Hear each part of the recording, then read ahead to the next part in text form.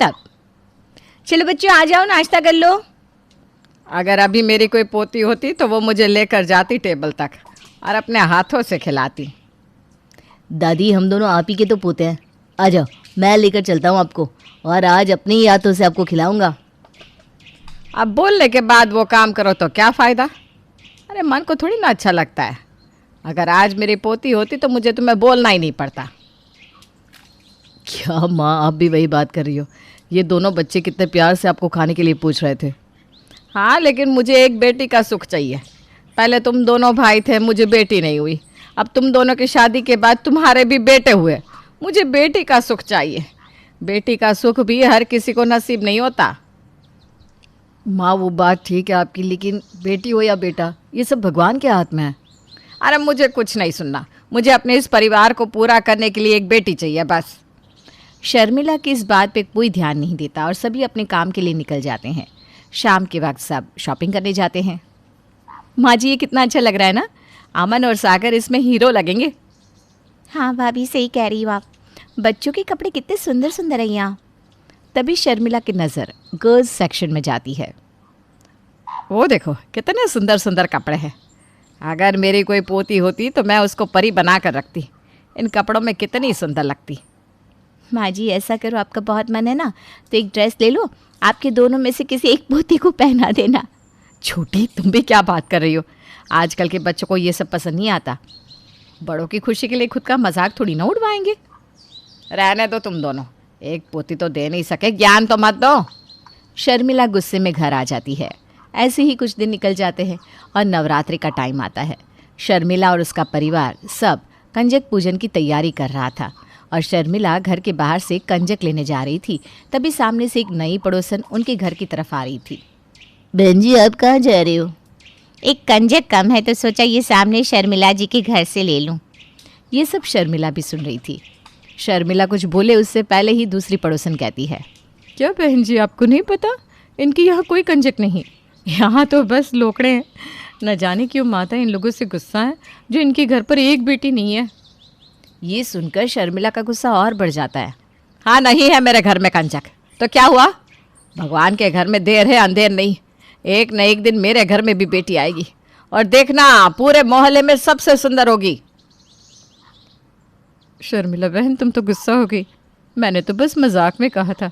अब कंजक नहीं है तो उसमें आपकी क्या ही गलती। ये सुनकर शर्मिला घर में आ जाती है और अपने कमरे से लड़की की एक फ्रॉक लेकर आती है और अपने दोनों पोतों को बुलवाती है। सागर, अमन यहाँ आओ जल्दी। जी दादी आपने बुलाया? दादी ये फ्रॉक देने वाली हो क्या आप कंजक को? अरे नहीं मेरे बच्चों, तुम दोनों दादी से बहुत प्यार करते हो ना? हाँ दादी जी। जी दादी। बस तो अब तुम दोनों तय कर लो कौन ये ड्रेस पहनकर बैठेगा कंजक में। लड़की वाले कपड़े पहनकर कंजक में बैठना है? नहीं नहीं नहीं नहीं, मैं तो बिल्कुल नहीं पहनने वाला। और क्या, मैं भी नहीं पहनूंगा, मेरे दोस्त मेरा मजाक बना देंगे। मैं लड़की की तरह कपड़े पहनता हूँ। तुम दोनों अपनी दादी के लिए इतना छोटा सा काम नहीं कर सकते क्या? पहली बार मैंने तुम दोनों से कुछ कहा है ना? हाँ माँ आपकी बात ठीक है, लेकिन बच्चे भी तो ठीक कह रहे हैं। ऐसे लड़की वाले कपड़े पहनकर कंजक में बैठेंगे तो लोग तो मजाक उड़ाएंगे ना। हाँ तुम लोग तो अब मुझे ही गलत बोलोगे। ये नहीं कि एक पोती दे दो मुझे, कम से कम लोगों की बात तो नहीं सुननी पड़ेगी। लेकिन तुम्हें कहाँ पड़ी है इसकी? माँ एक बात को बार बार बोलने से क्या होगा, और ये बच्चों को लड़की की ड्रेस पहनाना कहाँ से ठीक है? मैं कोई खुशी से नहीं पहना रही हूँ, एक कंजक कम है। अरे माँ तो क्या हो गया, अगर एक कंजक कम है तो इसका मतलब ये तो नहीं ना कि लड़के को कपड़े पहना देने से वो कंजक बन जाएगी। क्या माँ आप भी? हाँ तुम लोगों के लिए तो मैं हमेशा ही गलत रहूँगी। ये पोते हैं ना इसीलिए। अगर मेरी पोती होती तो अपनी दादी के एक आवाज़ पे मेरी बात मान जाती। ऐसे ही कई दिन निकल जाते हैं और शर्मिला के मन में अब पोती की चाहत और बढ़ जाती है। एक दिन मंदिर में शर्मिला को छोटी बच्ची दिखती है। बेटा कौन हो तुम और यहाँ क्या कर रही हो? तुम्हारी मम्मी कहाँ है? दादी जी मेरा कोई नहीं, मैं अनाथ हूँ, बस कभी कभी मंदिर में आ जाती हूँ भगवान के पास। अरे नहीं नहीं बेटा ऐसा नहीं कहते, आज से तुम मेरी पोती हो। चलो मैं तुम्हें तुम्हारे परिवार से मिलवाती हूँ। शर्मिला उस लड़की को अपने घर ले आती है और सभी से कहती है, आओ आओ बेटी, अब से तुम्हारा ही घर है, इससे मिलो। माँ ये कौन है? ये अब से मेरी पोती है और इस घर की छोटी बेटी। माँ ये क्या कह रही हो आप? माना आपको पोती चाहिए, लेकिन ऐसे किसी की बच्चे को घर में ले आना तो ठीक नहीं है ना। हाँ माँ जी, इसके मम्मी पापा बच्चे को ढूंढ के परेशान हो रहे होंगे। अरे नहीं, ये बच्ची अनाथ है, इसलिए अब ये हमारे साथ रहेगी। और वैसे भी ये बच्ची अब मेरी पोती है और ये मर्जी खुद भगवान जी की है, मुझे ये मंदिर में मिली है। माँ जी लेकिन ऐसे, मैं अब किसी की कोई बात नहीं सुनूंगी। तुम लोगों से तो एक पोती दी नहीं गई, अब जब भगवान ने मुझे खुद पोती दे दी तो तुम लोगों को इतनी दिक्कत क्यों हो रही है? नहीं माँ, किसी को कोई दिक्कत नहीं है। आज से ये मेरी बेटी है और आपकी पोती। अब तो ठीक है। सभी परिवार वाले सुमन को अपना लेते हैं और अब घर में सिर्फ सुमन की चलने लगी थी। अरे बहू जाओ, ज़रा मेरी पोती को जगा दो, सुबह हो गई है। और हाँ, थोड़ा प्यार से उठाना। जी माँ जी, अभी आती हूँ। श्वेता सुमन के कमरे में जाती है और उसे जगाती है। सुमन, सुमन उठो बेटा, सुबह हो गई है, दादी जी बुला रही है तुम्हें। नहीं, मुझे भी सोना है। अरे बेटा सुबह हो गई है, अच्छा नाश्ता करके दोबारा सो जाना। हाँ चलो उठ जाओ अब। मैंने मना कर दिया ना आपको, मैं नहीं आऊंगी बाहर, अब जाओ यहाँ से। सुमन के चीखने की आवाज़ सुन शर्मिला भी सुमन के कमरे में आ जाती है।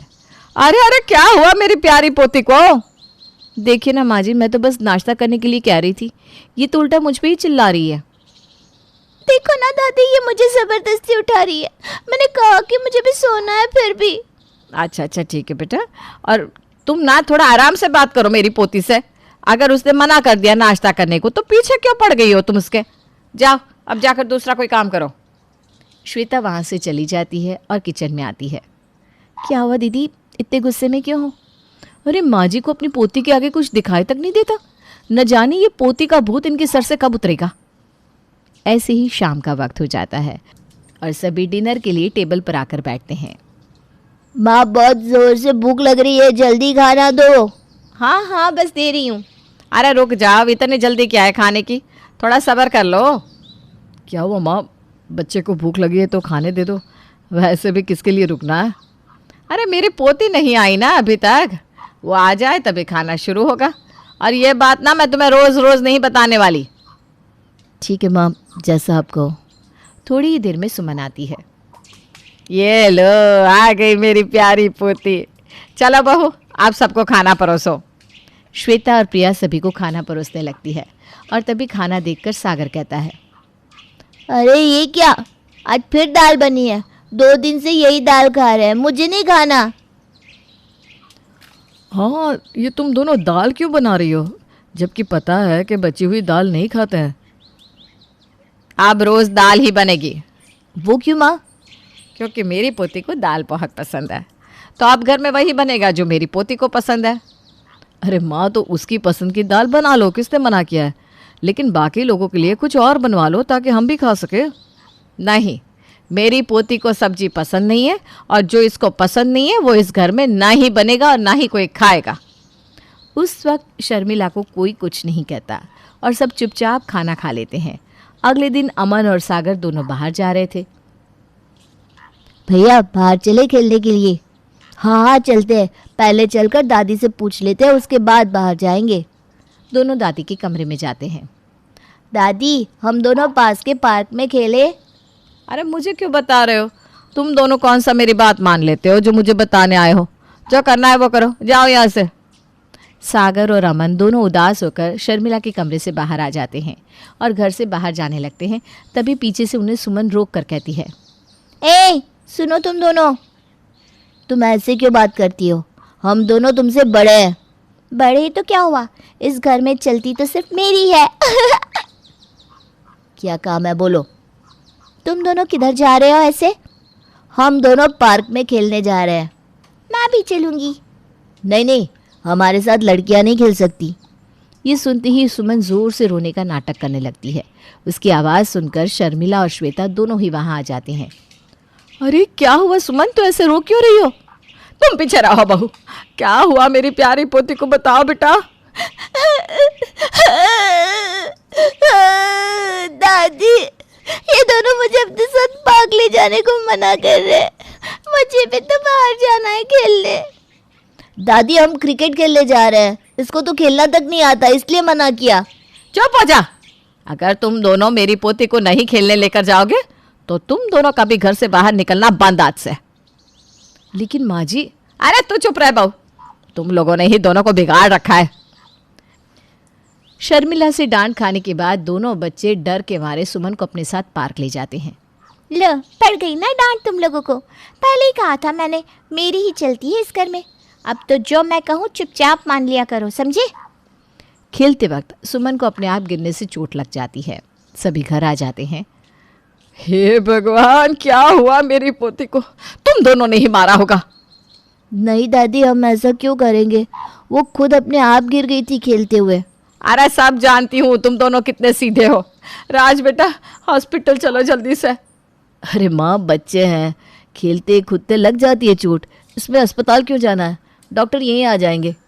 अरे तुम लोगों को आखिर हुआ क्या है? मेरी पोती को इतनी चोट लगी है, इसको हॉस्पिटल ले जाने के बजाय तुम लोग मुझे ज्ञान दे रहे हो। ये कितनी अच्छी दादी है, काश ये सच में मेरी दादी होती। शर्मिला खुद ही सुमन को हॉस्पिटल ले जाती है। ये माँ को आखिर हुआ क्या है? पोती के प्यार में अंधी हो गई है। पापा, दादी अब हमें प्यार नहीं करती, बस हर वक्त हमें डांटती रहती है। कोई बात नहीं बच्चों, दादी अभी थोड़ा परेशान है ना सुमन को लेकर। भैया, माँ को समझाना तो पड़ेगा ही। ये सब जो वो बच्चों के साथ कर रही है गलत है, बच्चों पर इसका गलत असर पड़ रहा है। ठीक है, माँ के आने पर मैं उनसे बात करता हूँ। थोड़ी देर में शर्मिला और सुमन घर आ जाते हैं। माँ, सुमन ठीक है अब? क्या बोला डॉक्टर ने? तुम्हें चिंता करने की ज़रूरत नहीं है, मैं अपने आप देख लूँगी। माँ आप शायद देख नहीं पा रही हैं, लेकिन आप जो कर रही हैं हमारे परिवार पर कितना फ़र्क पड़ रहा है। अभी मुझे इस बारे में कोई बात नहीं करनी। ये बोलकर शर्मिला अपने कमरे में सोने चली जाती है। रात को सुमन घर के बाहर जाती है, तब वहाँ एक आदमी आता है। अरे ओ लड़की, तुझे जो काम कहा था अभी तक वो हुआ क्यों नहीं? तुझे तेरी माँ की ज़िंदगी प्यारी नहीं है क्या? नहीं, मेरी माँ को कुछ मत करना, मैं आपका काम कल कर दूंगी, बस मेरी माँ को कुछ मत करना। अच्छा ठीक है, अब जा और कल टाइम पर काम हो जाना चाहिए, वरना। तभी वो आदमी वहाँ से चला जाता है और सुमन वहीं खड़ी होकर रोने लगती है। तभी पवन भी आता है। सुमन, तुम इतनी रात को यहाँ क्या कर रही हो? नहीं, वो मुझे नींद नहीं आ रही थी तो सोचा बाहर आ जाओ। अच्छा, और ये तुम किससे बात कर रही थी? कौन था? नहीं तो मैं तो यहाँ अकेली हूँ। अच्छा ठीक है, जाओ जाकर सो जाओ, ऐसे रात में बाहर आना ठीक नहीं है। सुमन अपने कमरे में चली जाती है। अगले दिन सभी लोग अपने अपने काम में लगे हुए थे और सुमन चुपके से सागर के कमरे में जाती है, जहाँ अमन भी होता है। तुम यहाँ हो, तुम अपने कमरे में जाकर आराम करो। मुझे मत बताओ मुझे क्या करना है और क्या नहीं। अरे एक तो हम तुम्हारे अच्छे के लिए बोल रहे हैं, ऊपर से तुम हमें ही सुना रही हो। तुम दोनों अभी मेरे साथ बाहर चलो खेलने के लिए। तुम्हारी तबीयत ठीक नहीं है, ऐसे में तुम्हें बाहर नहीं जाना चाहिए। मैंने कहा ना मेरे साथ चलो, वरना मैं दादी को बुला लूँगी, फिर वही तुम दोनों को अच्छे से समझाएगी। अरे नहीं, चलो हम तुम्हारे साथ चलते हैं। ठीक है, लेकिन आज मैं तुम्हें अपनी सीक्रेट जगह पर ले जाऊंगी, जहाँ खेलने में बहुत मज़ा आएगा। ठीक है, चलो चलते हैं। दोनों ही सुमन के साथ साथ चल देते हैं। सुमन उन्हें एक खाली पड़े खंडहर में ले जाती है और तभी वहाँ कुछ गुंडे आकर सागर और अमन को पकड़ लेते हैं। सुमन, अब तुम जाओ और ऐसे मारो जैसे तुम्हें कुछ पता ही नहीं, तुम्हारा काम पूरा हुआ। सुमन वहाँ से घर आ जाती है। रात होने को है और दोनों बच्चे घर से बाहर थे। अरे ये बच्चे अभी तक घर क्यों नहीं आए? कहाँ गए? किसी को कुछ पता है क्या? नहीं, मुझे कुछ नहीं पता। हाँ, मुझे भी कुछ बता कर नहीं गया। तभी किडनैपर का फ़ोन आता है और वो लोग दोनों बच्चों के बदले 10 करोड़ रुपए मांगते हैं। हे भगवान, मेरे दोनों बच्चे न जाने कैसी मुसीबत में फंस गए। काश मैंने दोनों को अपने से दूर ना किया होता। मेरे बच्चे कहाँ होंगे? माँ, अब रोने से कुछ नहीं होगा, अब तो हमें किडनैपर की सुननी पड़ेगी ताकि बच्चों को कुछ ना हो। मुझे माफ़ कर दो, मैं पोते के प्यार में इतनी अंधी हो गई कि अपने पोतों की तरफ ध्यान ही नहीं दिया। ये सब मेरी गलती है, वरना वो दोनों मुझे बिना बताए कभी बाहर नहीं जाते थे। तभी सुमन दादी को रोता हुआ देखकर कहती है, माफ़ी तो मुझे मांगनी चाहिए, ये सब मेरी वजह से हुआ है। असल में एक किडनैपर ने मेरी माँ को पकड़ा है और मुझे आपके घर भेजा ताकि सागर और अमन को मेरी मदद से किडनैप कर पाए और पैसे ले सके। ये सब तुम क्या कह रही हो? ये सच है, उन लोगों ने मेरी माँ को मारने की धमकी दी थी, इसलिए मैंने ये सब किया। सुमन की बात सुनते ही राज पुलिस को सब बता देता है और सुमन किडनैपर का अड्डा बता देती है, जिसकी वजह से अमन और सागर दोनों को बचा लिया जाता है। तुम्हारा बहुत बहुत धन्यवाद बेटा, अगर तुमने सच नहीं बताया होता तो आज न जाने क्या हो जाता। आप लोगों ने मुझे इतना प्यार दिया कि मैं आपको दुखी नहीं देख सकती थी। सुमन को उसकी माँ भी मिल जाती है और वो वहाँ से जाने लगती है। तभी शर्मिला का पूरा परिवार सुमन को रोक लेता है। सुमन, क्या तुम मेरी बेटी बनकर हमेशा हमारे साथ रहना चाहोगी? सुमन भी मान जाती है और सभी लोग हंसी खुशी एक परिवार के जैसे रहने लगते हैं। अब शर्मिला को भी सबक मिल चुका था कि सभी बच्चों को एक समान ही प्यार करना चाहिए।